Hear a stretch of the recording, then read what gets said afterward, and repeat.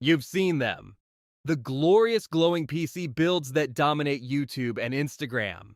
Tempered glass side panels revealing a universe of perfectly managed cables and synchronized RGB lighting. You've watched the benchmarks, seen the buttery smooth 144 frames per second gameplay, and you've dreamed. You've gone to PC Part Picker, meticulously selecting the perfect combination of components for your budget. A solid CPU, a respectable graphics card, fast RAM, a snappy NVMe drive. The total at the bottom of the page reads $1,200. It's a steep price, a mountain to climb, but it feels possible. It feels achievable. Now you take that list, that dream, and you try to make it a reality in your country. And that's when the dream shatters. That's when the $200 mountain becomes a $20,500, even $3,000 vertical cliff face impossible to scale. And that's if you can even find the parts in the first place. Why? Why is the universal hobby of PC building, the very act of creating your own gateway to the digital world, a privilege reserved for those in a handful of developed nations? The answer is uglier than you think. It's not just about money. It's a story of digital borders, predatory systems, and corporate indifference. This isn't just about gaming. It's about being systematically priced out of the future. And it's time we talked about the harsh, brutal truth. Let's make this real. No more abstract numbers. Let's build a modest mid-range PC in 2024. A workhorse machine capable of 1080p gaming, video editing, and coding.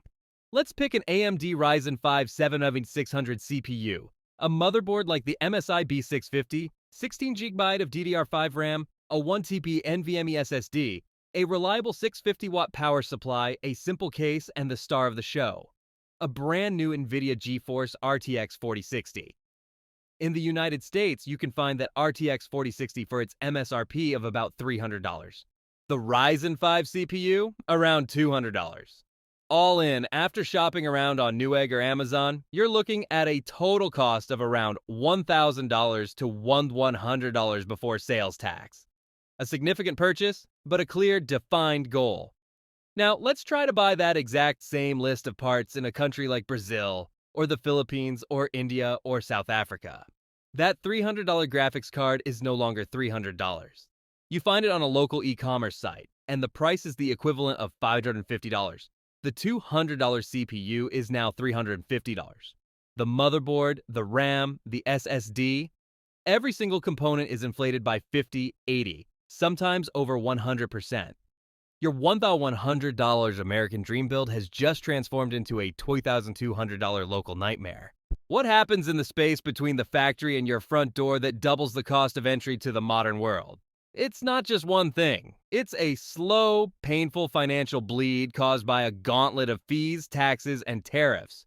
And the first and deepest cut is the one labeled import duty. Every 30 seconds, you need a reason to stay. Here's your first.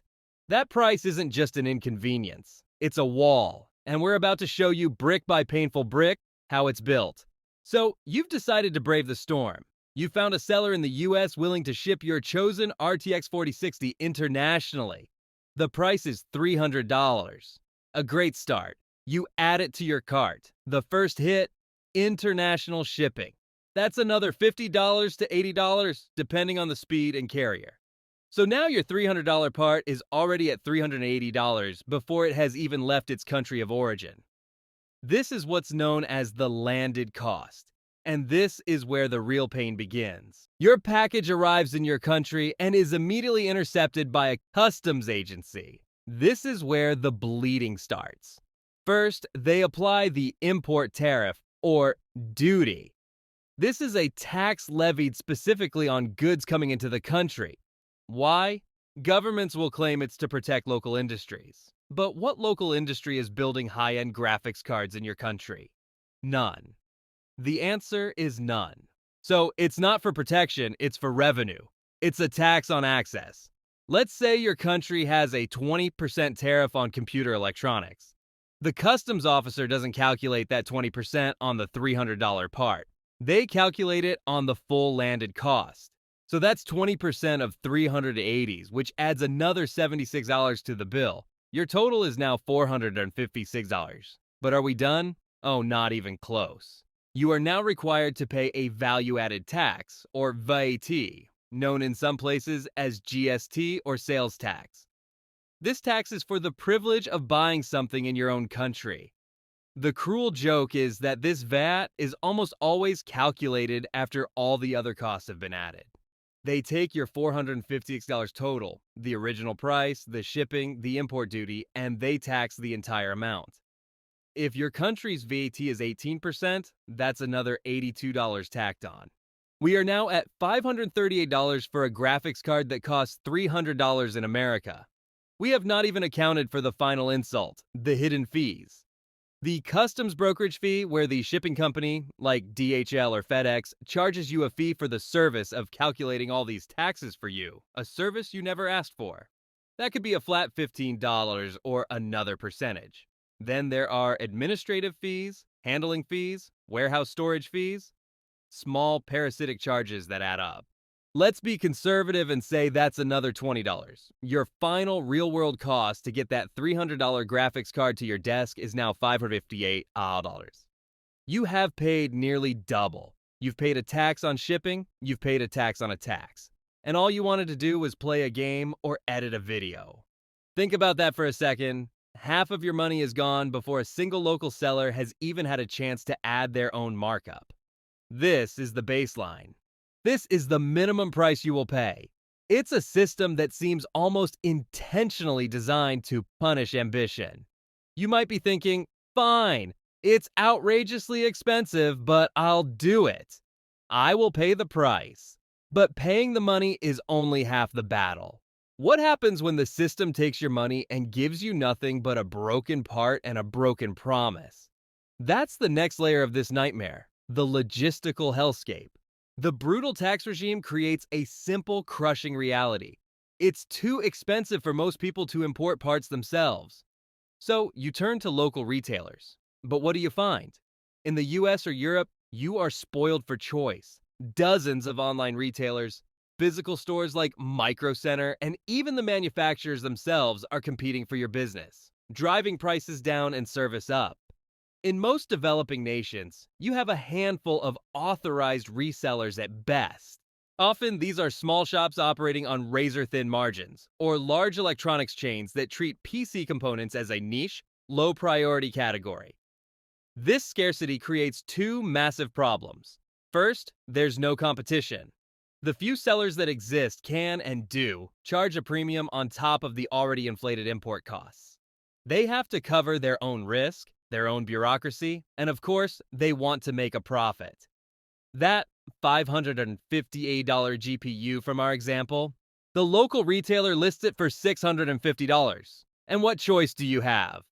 This leads to the second, more dangerous problem, the rise of the gray market. These are unofficial importers, individuals or small businesses that find ways to bring in components, sometimes legally, sometimes by misdeclaring items to avoid high tariffs. While they might offer a slightly better price, you are stepping into a world with zero protection. The part you buy from a gray market seller has no official warranty. Many manufacturers, from Nvidia to Asus to Corsair, state clearly that their warranty is only valid in the region of purchase. If that graphics card, which you paid a fortune for, dies in 6 months, it's a paperweight. You can't send it to the manufacturer. The gray market seller will likely block your number. You have no recourse. You've lost everything. Even if you buy from an official channel, the warranty process can be a joke. You might have to ship the faulty part back to the retailer at your own expense, who then might take months to process the claim with their distributor. You could be without a PC for half a year, all because a single component failed. And let's not forget the sheer physical risk of shipping delicate electronics across the globe. We've all seen the videos of couriers throwing packages. Now imagine that package is your $650 GPU. When it arrives with a snapped PCB or a crushed cooler, who is responsible? The seller in a different continent? The shipping company that has 100 clauses in their terms of service absolving them of responsibility? The local customs office that opened the box for inspection and repacked it poorly? Good luck navigating that bureaucratic maze. It's designed for you to give up. So the government makes it expensive, the logistics make it risky. But there's another, more subtle force at play, one that happens in corporate boardrooms thousands of miles away. It's the problem of corporate strategy and the quiet decision that you, as a customer, simply aren't worth the effort. You would think that global corporations like Intel, AMD, and Nvidia would want to sell their products to every person on the planet. But the reality of modern capitalism is that not all customers are created equal. The issue is called regional pricing, or more accurately, the lack of it. These companies set a manufacturer's suggested retail price, the MSRP, in US dollars. They essentially treat the world as a single market, ignoring the vast differences in purchasing power, income levels, and local taxes. They don't set a lower base price for developing regions to offset the inevitable government-imposed inflation. Why? Because it's complicated. It's messy. It risks creating a gray market where people from rich countries would buy from poor countries, a process called parallel importing. For a multinational corporation, it is far easier and more profitable to focus on high-volume, low-friction markets like North America, Western Europe, and parts of East Asia.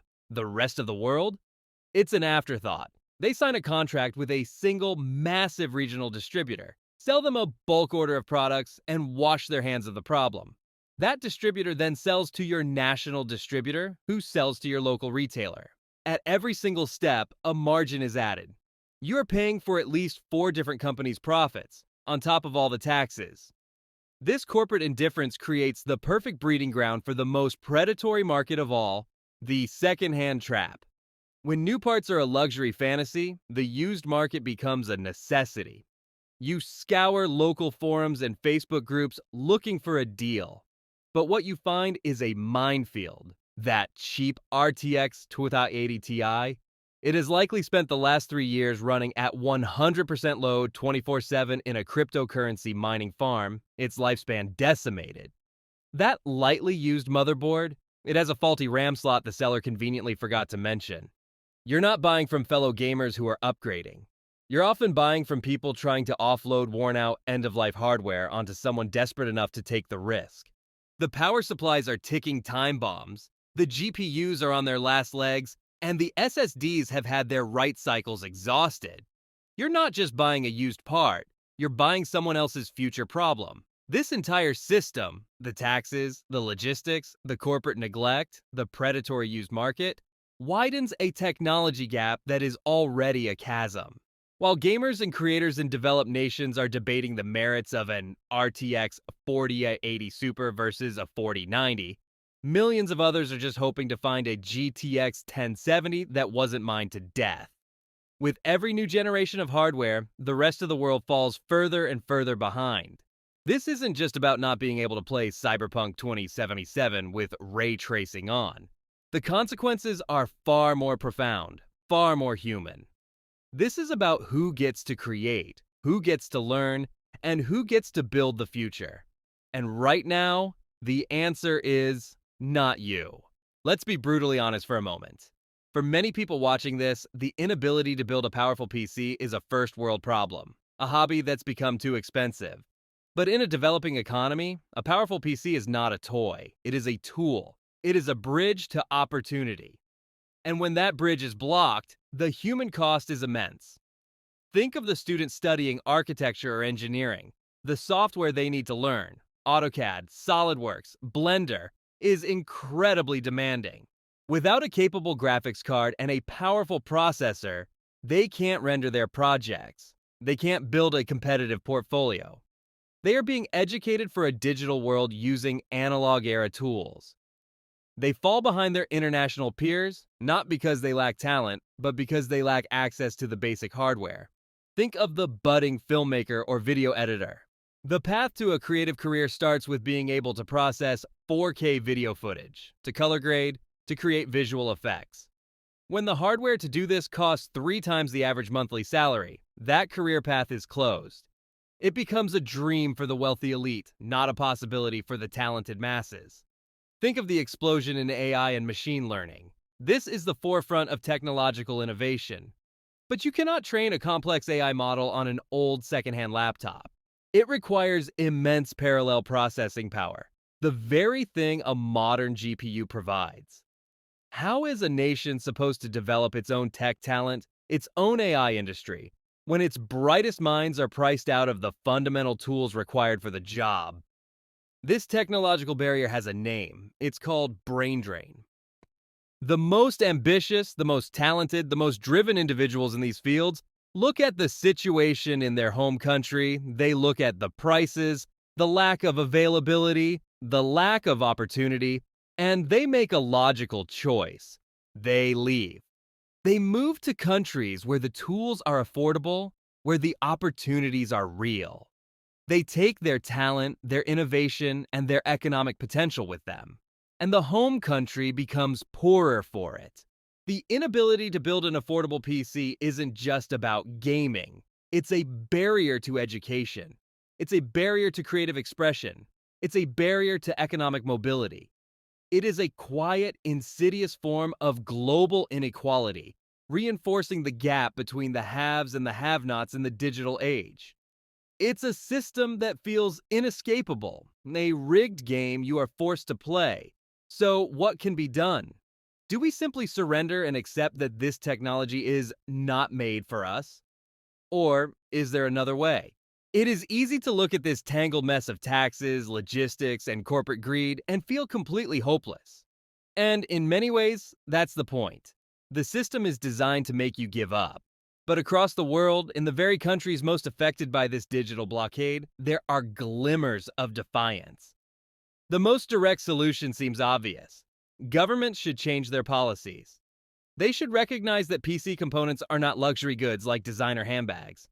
They are essential tools for education, productivity, and future economic growth. Petitions are signed, advocacy groups make their case, but it's often a losing battle against a bureaucracy that sees a lucrative source of revenue it is unwilling to give up. What about the corporations? Can we pressure them to change? Calls for fair regional pricing and better distribution networks are constant. We, as a global community, must continue to highlight this issue, to shame companies that ignore the majority of the world's population. We must make it clear that we see their indifference and it affects their brand. A small discount, a more efficient distribution channel, these things could change lives. But waiting for governments or corporations to solve the problem is a slow and often fruitless game. The most powerful change is happening at the grassroots level. It's happening in online communities, in local forums, and in messaging groups. It's the spirit of the PC builder, adapted for survival.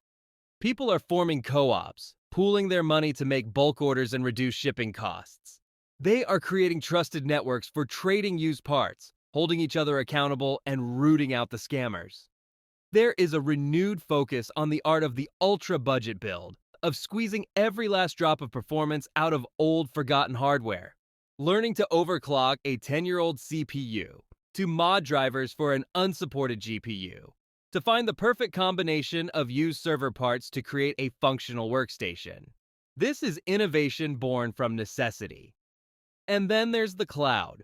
Services like GeForce Now or Xbox Cloud Gaming offer a tantalizing promise.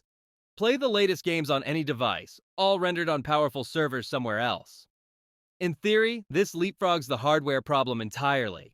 But in reality, it replaces one dependency with another, a fast, stable, and most importantly, uncapped internet connection. For many in developing nations, that is just as much of a luxury as a physical graphics card. It's a solution, but it's not a universal one. So we come back to the beginning. That dream of a glowing PC of your own creation, your gateway to the digital world. For millions, that dream is dying, or perhaps was never allowed to live. It is being suffocated by taxes designed for a different era, by logistical systems that prioritize profit over people, and by corporate giants who look at a map of the world and only see a handful of markets that matter. Building a PC in a developing country has become more than a hobby. It is an act of defiance. It's a political statement. It is a refusal to be left behind. Every person who saves for years, who navigates the treacherous waters of customs and gray markets, who spends hours trying to breathe life into old hardware, is fighting back against this digital wall. The next time you see a glorious new build online, remember the millions who can only watch. And the next time you see someone in a forum asking for help with a 10-year-old computer, don't mock their hardware. Applaud their resilience. The struggle for PC parts is not about having the latest and greatest toy. It's a fight against digital borders. It's a fight for the right to participate. It's a fight for a seat at the table of the future. And it's a fight that is far from over.